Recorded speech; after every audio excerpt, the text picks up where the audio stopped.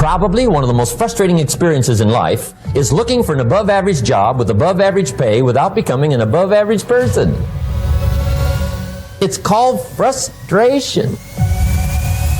Whenever people fail to achieve their goals 99.9% of the time, you ask them why, they'll tell you it's because of a lack of resources. That's what all these things are. I didn't have the support, right? I didn't have the money. We didn't have the time. We didn't have this. We didn't have that. There's a resource that people believe is missing. And that resource belief structure then keeps people from ever being able to really lead. Because what leaders do is they find a way to maximize whatever resources they have, as little as they may be, and they don't believe in limited resources.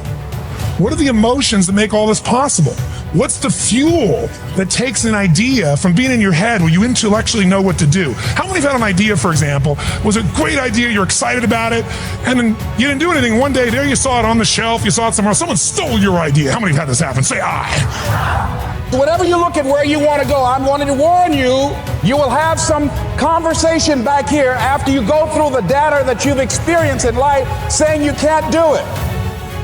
And so what you want to begin to do is ignore that inner conversation. Well, most people, ladies and gentlemen, when something happens to them, what they do is they begin to believe that that's the way it is. That's the way it's always been. And they can't see the possibility of it being any different. What are you feeding on? Pay attention to what you're putting in your spirit. You're called to be an eagle, but sometimes we're acting like a chicken. Do you know a chicken will eat its own waste? A chicken feeds off of what's been discarded, off of what's supposed to be trash. Maybe that's why a chicken has wings, but it can't really fly. It holds on to what it should have released. You need to view the negative things in your life as waste. You're not supposed to feed on it. It's over. You've been through it. You've eliminated it. Now move on. Don't go back to what you've released. If you're always feeding off of what's been discarded, reliving old hurts, thinking about what you've lost, that's going to keep you from flying. And I'm saying that if you know anybody that had some goal, some dream, something they wanted to do, and they did it, then I'm saying that you know in your heart that if someone has done it, then you can do it. It's possible. And that if someone can make their dream become a reality, that it's possible that you can make your dream become reality. And so as you begin to look at where you want to go, beginning to embrace that, it's possible. I'm blessed and highly favored. I've got a lot going for me. I got some good stuff in me. And it's possible that I can bring my greatness out here in the universe. That I can do what I want to do. It's possible I can write my own book. I can have my own business. I can take the trip and travel around the world. It's possible. I can bounce back from adversity and reinvent my life. It's possible. Regardless of where I am, the things can get better for me. It's possible. What direction is your attitude taking you? In your marriage, in your relationships? Are you kind, respectful, fun to be around? In your career, are you positive, being your best, helping others? Or do you need to make an adjustment? Don't wait till it's too late, till the relationship comes to an end, till the company says they don't need you anymore. Make the changes now. Get rid of anything you know that's holding you back. Being negative, finding fault, that old attitude doesn't smell good. It's going to taint you everywhere you go. This couple moved into a new neighborhood, and one morning while they were eating breakfast, the lady looked out the window and saw her neighbor hanging the wash on the line to dry. And she noticed the wash was so dirty and so dingy. She said to her husband, "That neighbor doesn't know how to wash. The clothes aren't clean. She must not even use detergent." Week after week, she looked out this window and saw the clothes and made the same comments about how dirty the laundry was. One morning, she looked out the window and the clothes were as clean and bright as could be. She couldn't believe it. She called her husband in, said, "Look, she finally learned how to wash. I wonder what happened." The husband smiled and said, "Honey, I got up early this morning and cleaned our windows." The problem wasn't that the neighbor's laundry was so dirty. The problem was the window the lady was looking out was not clean. Many times, how dirty our neighbor's clothes are depends on how clean our window is. The scripture says, to the pure, all things are pure. If you're always finding fault, complaining about the traffic, critical of your spouse, may I suggest your window is dirty? The problem is not external, it's internal. You're looking through a tainted filter. At some point, we have to look in the mirror and say, maybe I'm the one that needs to change.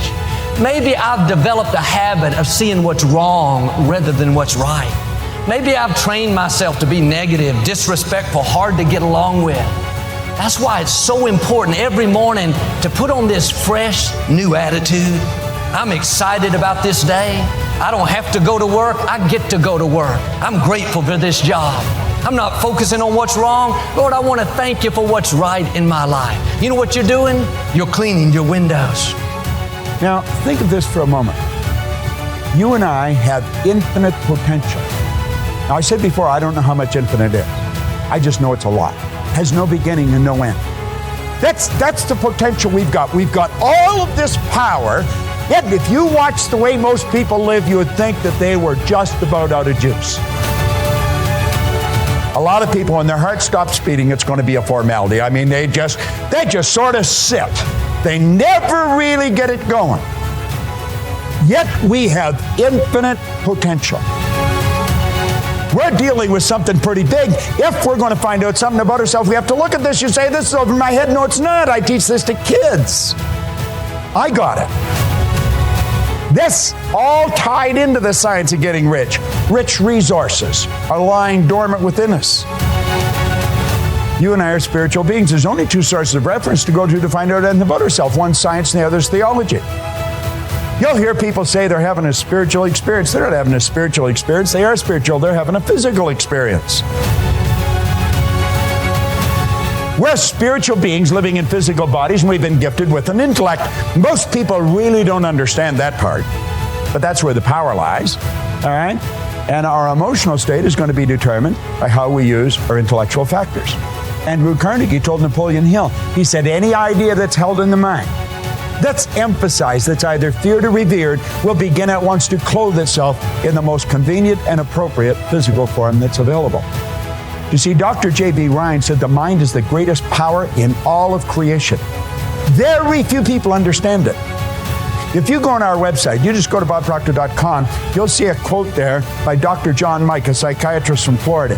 He said, I taught him more about the mind in 1 year than he'd learned in 4 years of medical school, 5 years of psychiatric training. And what I taught him was just what a Dr. Roeder taught me. I was always amazed by that. I thought, what do they teach you in medical school? You know, and what we're doing is getting in at the non-physical side of ourselves, and that's where all the power lies.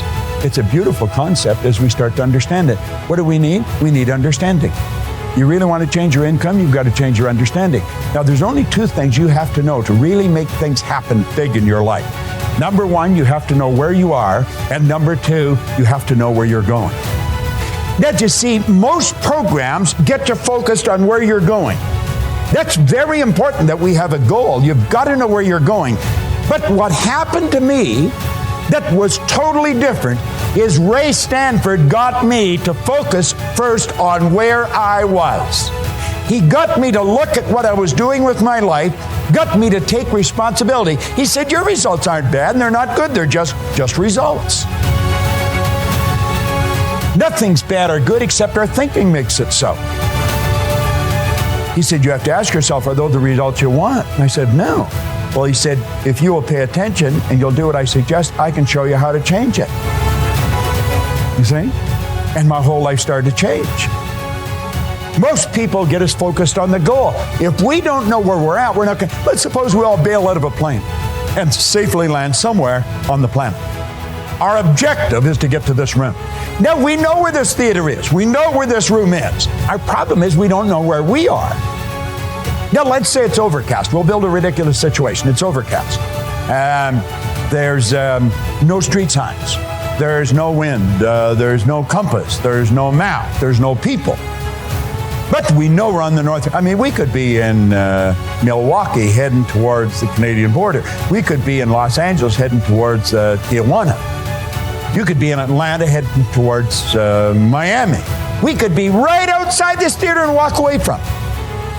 If we don't know where we are, it won't matter where you're going. So you see, we've got to take a good, honest look at ourselves.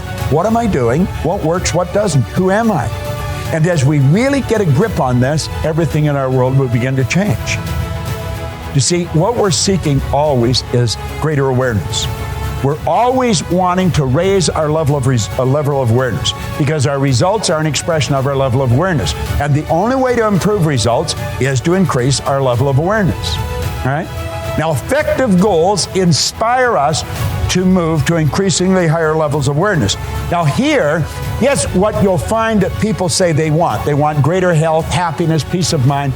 All these results are the result of a higher level of awareness. So it's awareness that we should be seeking. We want to raise this and everything else starts to happen. It happens like unadulterated magic. That's what happened to me and I couldn't understand it. Now, there's a basic law that said everything in life is either growing or dying. It's either create or disintegrate. So you're never going to stay where you are. Your results are going to get better or they're going to get worse. It's create or disintegrate. No one stays where they are. Now, the truth is, I think most people get a little better and a little worse, a little better and a little worse. When they get a little better, they're forcing it, but force negates. You see, there's something inside of you that's urging you to grow. This is the spiritual side of our personality. It's the essence of our being, and spirit's always for expansion and fuller expression. There's something in you that wants you to grow. If you run, you want to run faster. If you jump, you want to jump higher. If you sell, you want to sell more. This is good. It causes dissatisfaction. Dissatisfaction is a creative state. My grandmother pretty well raised me, and she taught me that I should be satisfied with what I've got. Grandma was wrong. I should be happy with what I've got, but never satisfied. It's dissatisfaction that gave us the incandescent light. It's dissatisfaction that gave us air travel. It's dissatisfaction that gave us the internet. All those things were always here. People just became aware of them. Way to fly an airplane was always here. We can go all over the world now. We're not a long ways from anywhere. We're only a short period of time away. Well, there's something inside wanting us to grow. There's something else that's trying to stop us. And that's the old paradigm. Now, you've got the one side that wants you to grow and the other side that doesn't want you to grow. The old paradigm does not want you to grow. Anyone that has smoked and quit smoking, I used to smoke. I quit years ago. But I remember it wasn't an easy thing to do. It was not. Why? Because it was a habit. Habits are not easy to get rid of. Habits are ideas that are fixed in here that control us. Many of you have gone on diets. You want to lose weight. I'll just toss something in for your benefit. When you lose something, you're programmed to do what? To look for it. Get rid of the idea of losing weight. Release it. Release it. See yourself at your perfect weight, looking good and feeling great. Your whole life is controlled by images. Get the image of the body that you want to live in, of the world you want. Quit trying to lose weight. Just release it and see yourself where you want to be. What do successful people do that's different from other people? Success leaves clues. If someone has done very well financially for decade after decade, they're not lucky. They're doing something different. If someone is fit and healthy and they've managed it for 20 years, they're lucky. They got a great relationship. They're not lucky. One of the things that we find is that successful people, all of them, are very action-oriented. In other words, if they get an idea, they move quickly on it. If they learn something new, they try it out. Now people say, well, what if it doesn't work? Well, if it doesn't work, find out quickly. There's a rule, is this: try quickly and fail fast. If somebody's wealthy and happy, you got a list for things to change for you. You've got to change. Otherwise, it isn't going to change. Resources are interesting, but the ultimate resources are the feelings of emotion that make you resourceful. Resourcefulness is the ultimate resource. The wonderful thing is that you can't lose by trying something new. So if you were to take successful people, and there's many studies that have been done on this, if you could only look at them through a window and look at a group of people, look through the window, you could tell who the successful people are because they're always in motion. They're always trying more things. They're always active. Unsuccessful people are always waiting for everything to be just right. It's like waiting for a bus on a street where no buses go. They're still waiting. Where the bus? The bus never comes. Successful people are always taking action. So if all you do is just take more action, just get busier, you'll be more successful. It's possible to do much better at the marketplace if you go to work primarily on yourself. Learning to work primarily on yourself. How do you develop an above average income? And the answer is become an above average person. Develop an above average handshake. Some people want to be successful, they don't even work on their handshake. As easy as that would be to start on. They let it slide, they don't understand it. Develop an above average smile. Develop an above average excitement. Develop an above average interest in other people. Develop an above average intensity to win. See, that'll change everything.